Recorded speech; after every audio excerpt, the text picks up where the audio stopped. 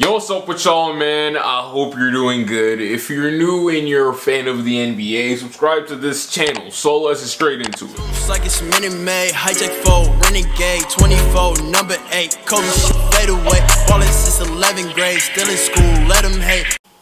A few days ago, the NBA world lost some of the two most elite, likable, and prestige players to ever walk a court on this earth. Wait a second, I'm kind of making it sound like they're dead. They ain't dead, they ain't died, they're fine and they're perfectly healthy. They're living, I can assure you that. Their NBA careers on the court, though, died, and it died for good. There ain't no going back, and I want to take time to reflect and really remind you guys just how great these two individuals were before they become nothing but just a distant memory. Now, these two legends have quite a few things in common. They of course played each other twice in the NBA Finals and both put up impressive numbers, and they will be remembered as the greatest ever to wear their city's jerseys across their chest in team history. But they also are playing at a time that almost made it impossible for each other to elevate their name to the next level. D.Wade was playing in an era that included some of the greatest wings to ever play, LeBron James and Kobe Bryant. And Dirk Nowitzki was also in an incredibly tough scene in the West as well, having to battle with Kevin Garnett and Tim Duncan. But even through the crowded scene, they still found a way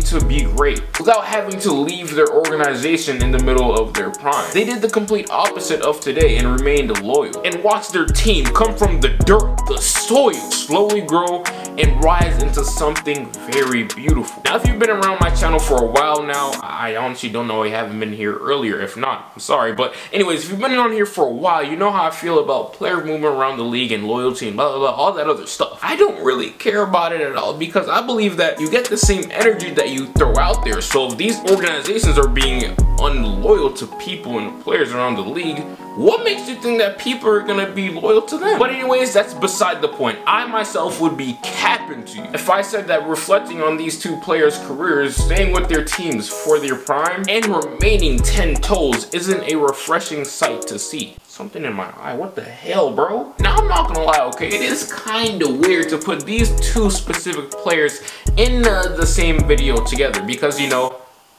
they don't hate each other. Their fans hate each other. They consistently throw shots at one another about the 06 NBA Finals and the 2011 Finals as well. They're only head-to-head battles. But look, man, I'm here to tell you that it's not about who's better or who had the better career and all this other stuff. I'm really tired of hearing NBA fans debate about a player and who's better than who by bringing down another in order to uplift the player that they're going for, in order for their fave to be viewed greater. These two are both GOATs. Simple. But let's dissect the two and see how they're really able to achieve greatness.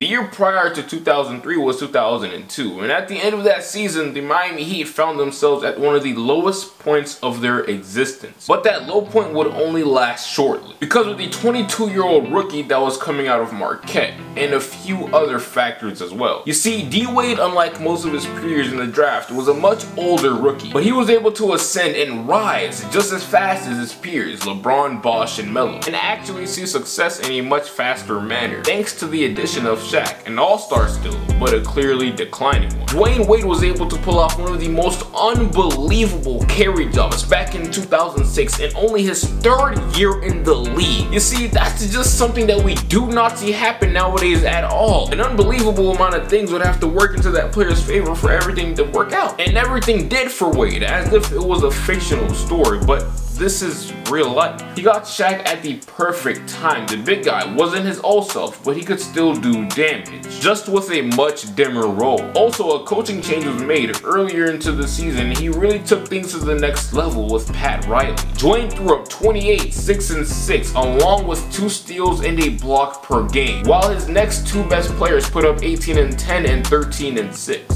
3rd year players are not supposed to be this good. He had so little experience under his belt, but apparently that experience wasn't needed at all because of how much poise and maturity that was brewing out of the 24-year-old guard. He continued to literally run through teams with his athleticism, unstoppable explosiveness, and grit until he reached the NBA Finals. And that's when we saw him at his peak, as if he was almost possessed, putting up 35, 8, and 4 24, while the next best player on the team averaged 13 and 14 points. One of the most impressive carry jobs out there that you can find. People always like to bring up LeBron James' ability to carry a team to the finals and stuff like that, but like, a young Wade could do the same exact thing. Was that possibly due to the presence of Shaq? Maybe, but Shaq wasn't the dominant Shaq that we all once knew he was. Still great, just not unstoppable like once upon a time. D.Wade or The Flash would continue to be great, but just not great as he could have been because of a costly decision he made years ago that would reap from nowhere and haunt him consistently till this day. He missed loads of games the next season, and the year after that when he missed even more, and eventually got shut down for the rest of the year. Throughout that time, he fizzled out and the hype around his name began to disperse, and went on to surround the names of players like, of course, LeBron James and Kobe Bryant. And once that happened, there was pretty much no looking back or catching up. He would come back though in the 08-09 season and put up career high numbers, pretty identical numbers to the MVP that year, LeBron James. But obviously he didn't win it, but nevertheless, it was still impressive to see his resurgence after getting lost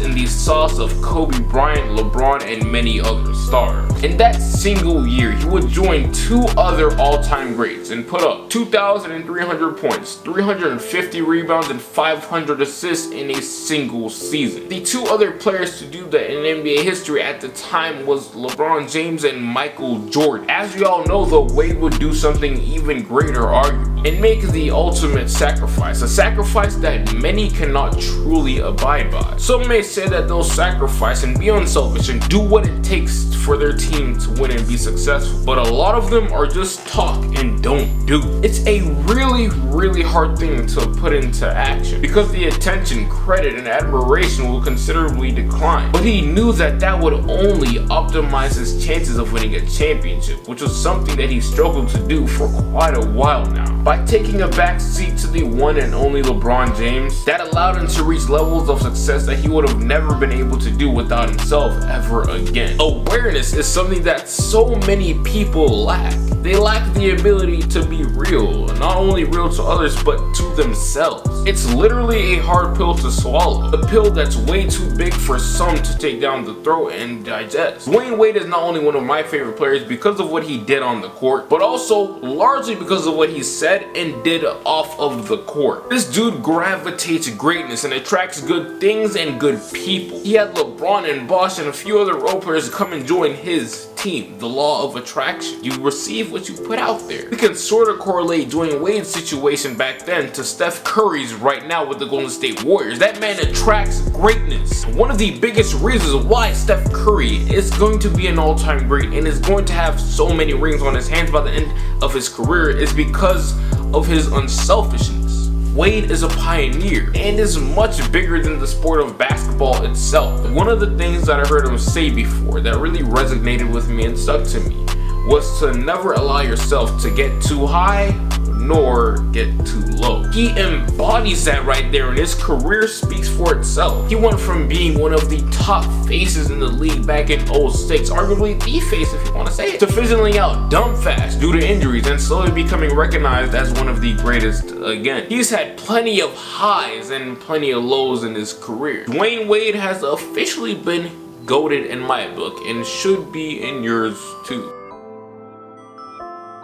Dirk Nowitzki is another player who was also a pioneer, arguably even more than Wade was. He was the first great all-time big to ever do it consistently at a high level. Now, by just looking at the amount of rings he won in his career, that doesn't even remotely describe just how great of a player he is. And because of that, I'm pretty scared that as time goes on and on and on, he'll be viewed not as great as some make him out to be. When in reality, the level of difficulty he was assigned with year after year, postseason after postseason, just didn't allow him to gather championships. But the one championship he did win though is one of the greatest of all time and is a testament to his patience and persistence. Staying 10 toes and believing one day, someday, he would get another chance at winning the NBA's most prized possession in history. He did fail at closing the deal once, but not the second time around. That one ring that he won back in 2011 holds undescribable amounts of meaning. It represents years of patience, work, consistency, and strength. Now he could have just gone and left and joined another team and win a couple more rings just in another jersey, but he didn't and held it down for 21 years in Dallas and was a massive pain in the buttocks